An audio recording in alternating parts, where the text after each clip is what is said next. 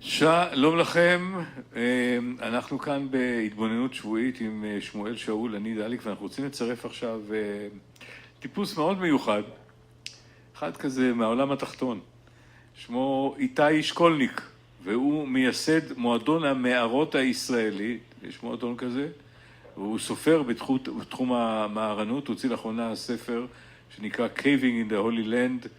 בוקר טוב לך איתי. בוקר אור, מה שלומכם? אנחנו בסדר, אני מיד מפנה אותך לאיש המערות שלנו, לשמואל שאול, כי יש לי רשע שיש לכם על מה לדבר ביחד.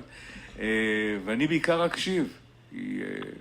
נשמע מעולה. חוץ ממערת הנטיפים בבית שמש ועוד איזה 2-3 מתוירות כאלה, אני לא כך מכיר, אז שמואל, בוא תנהל מול איתי את השיחה ואני אקשיב בכיף. אז קודם כל אני רוצה לפתוח, איתי, ברוך הבא.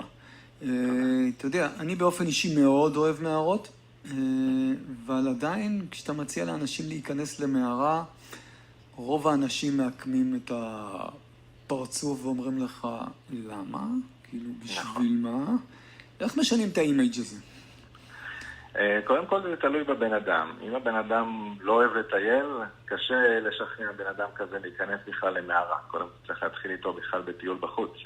אבל אם זה בן אדם שכבר יש לו ניסיון והוא אוהב לטייל כבר במשך שנים בארץ או בחו"ל, הרבה פעמים אנשים מהסוג הזה דווקא רוצים את המשהו החדש, לראות משהו שאין במקומות אחרים שהוא כבר חרש מלא מקומות. ופתאום כשאתה אומר לו שיש עולם שלם מתחת לאדמה, שהאדמה היא לא מוצקה, אלא יש לה עוד הרבה חללים תת-קרקעיים שבלתי ידועים, אז הוא מסתקרן, וזה פתאום נשמע לא מעניין, והאמת שככה זה באמת במציאות, יש עולמות שלמים מתחת לאדמה. התזה שלי אומרת שאנחנו מדינה קטנה ויחסית יש לנו הרבה מערות לשטח האדמה שיש לנו. זה נכון או בפרופורציה לשאר העולם? זה נכון מאוד. יש לנו הרבה שטחים ואזורים עם סלע קרסטי שממש יותר מערות מתחת לאדמה בהרבה אזורים בארץ. אין אזור אחד ספציפי, ממש מה שנקרא מהחרמון ועד אילת. יש לנו מערות בכל אזור.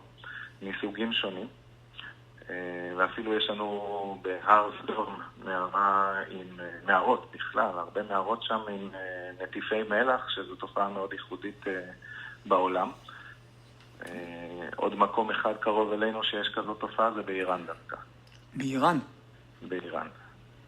אז לגבי מערות ים המלח, כאילו אני חובב גדול של מערת סדום ומערת הקולונל, לצערי הרב עוד לא הייתי במערת מלחם, אני אשתמש בטלפון אחר כך שלך, שתעזור לי להגיע לשם, כי זה חלום שלי.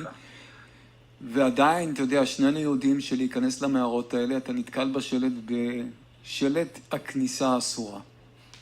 נכון. אז באמת למקומות כאלה אנחנו לא לוקחים בדרך כלל אנשים.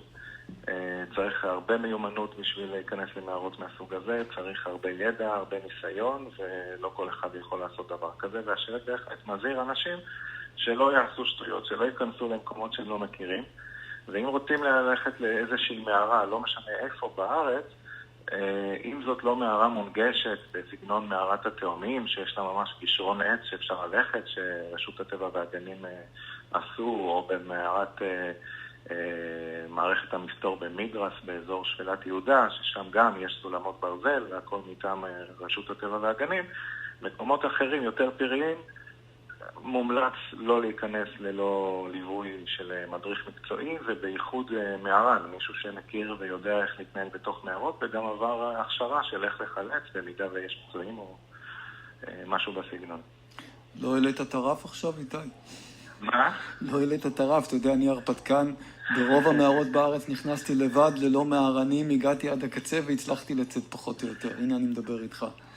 אפילו ברמה כזאת שאתה הולך למערת אלמה, שלדעתי אחת המעניינות בארץ. נכון. כי אתה פשוט יורד למטה, וגם בסוף, אתה יודע, יש את הגב מים הקטנצ'יק הזה בתחתית המערה, שזה מדליק לשתות שם. אז עדיין יש לסלע מערנים כמוך, עשו עבודה יפה ועשו כל מיני זוהרים לבנים בצד אחד וזוהרים אדומים בצד שני. אפשר, זה לא עד כדי כך בלתי אפשרי. שקולניק, תעשה טוב. זה לגמרי. תעשה טוב. הוא עם אלמה, אני רוצה לשמוע מה המערה האהובה עליך, ותנסה לקחת אותנו מהכניסה ועד היציאה, לתאר לנו מה אתה חש, מה אתה רואה.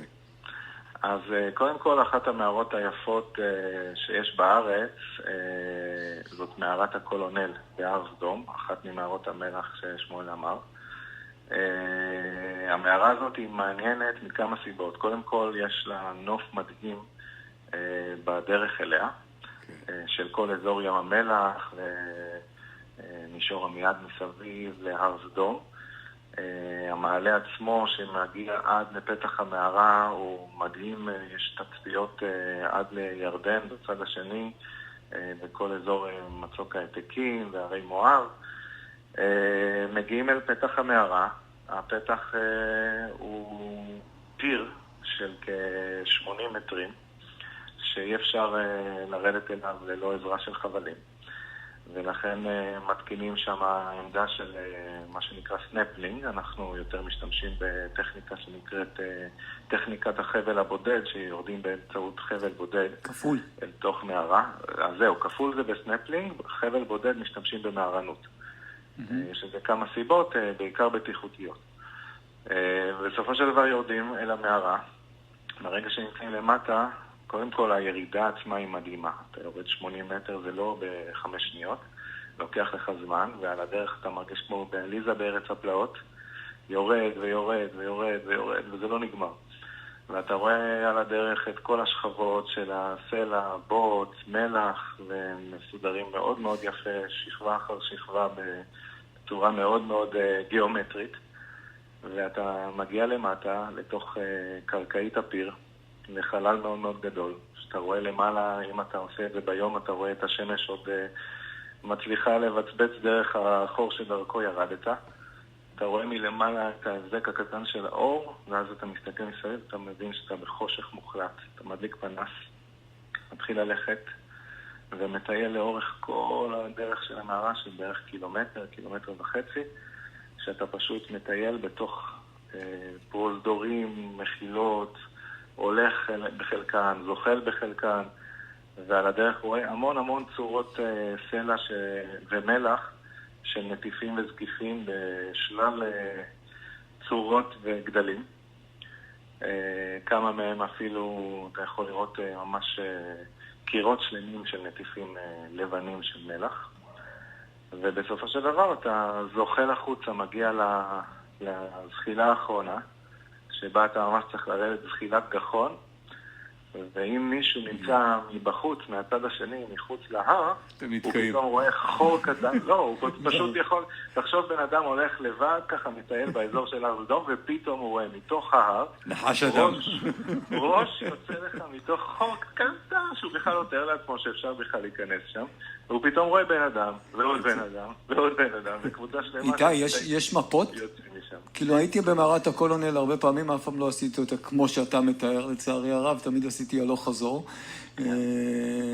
אבל אם אני היום, למרות שהייתי שם הרבה פעמים, צריך למצוא את הפתח למעלה, לא מכיר.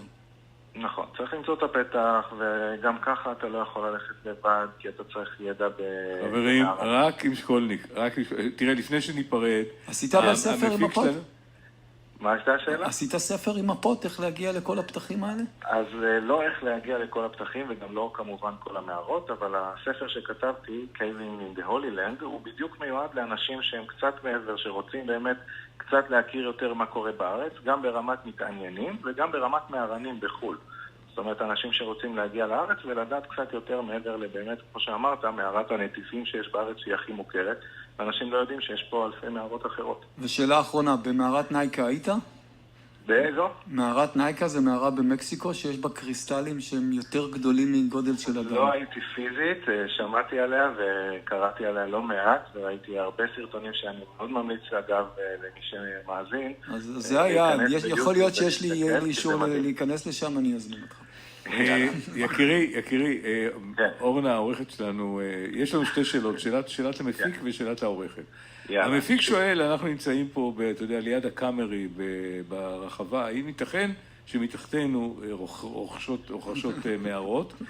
והשאלה השנייה היא השאלה של אורנה, העורכת שלנו, שאומרת, איך מגיעים לעסוק במקצוע אפלולי? האם זה אומר ששמואל ואתם חובבי המערות הם בעצם טיפוסים אפלים? אני בטוח, דליק, השאלה הוא. אז תשובה לשאלה הראשונה, קודם כל, באזור של מישור החוף, יותר קרוב לים, קצת קשה שיהיו מערות, כמו שדיברנו עליהם. כי מי התהום לא יאפשרו את זה, כן. כן, וגם החול הוא יותר קורקר. יש כן כל מיני מערות מאוד מאוד קטנות. בסלע הקורקר, קרוב לים, דברים כאלה כמו שיש בפלמחים למשל, יש מערה מאוד חמודה, אבל זה לא המערות שאנחנו מדברים עליהן. זה לא מערות שגלישות עם סנפלינג והרפתקאות כמו שדיברנו. יפה, ולגבי איך הכל התחיל? רגע, דבר שני, מה שמעניין זה שיש לנו היסטוריה לא קטנה בארץ ישראל, ומתחת, לא רחוק מכם, באזור של עזריאלי, בשרונה, שעשו עכשיו את המתחם החדש, יש מחילות תת-קרקעיות שנחפרו לפני כ-120 שנה. וואו, דליק, היית בפנים? כן, כן. ומאוד מומלץ ללכת לעשות שם סיור, יש שם סיורים מודרכים, ויש שם לא מעט היסטוריה של המוסד וכספת. בחיל האוויר, בנו שם מטוסים, כן. אפילו את אייכמן אומרים שהחביאו שם לפני המשפט. אבל לא ענית לי איך הכל התחיל אצלך, במשפט אחד. ואיך הכל התחיל? אני מניח שכל מהר"ן יש לו את הסיפור האישי שלו. הסיפור שלי הוא שפשוט ביום חם שבו טיילתי באזור שפלת יהודה, נכנסתי לתוך מהר"ן כדי קצת לברוח מהחום הלוהט, ופתאום נכנס לי הג'וק.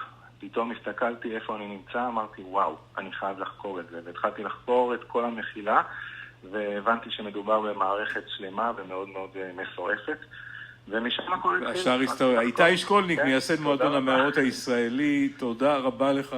ומי שמעוניין יכול להיכנס לאתר שלנו, caves.co.il, ולראות גם מידע על מערות וגם לשאול אותנו ולהתעניין. תודה רבה. תודה לכם, בוקר טוב, ביי.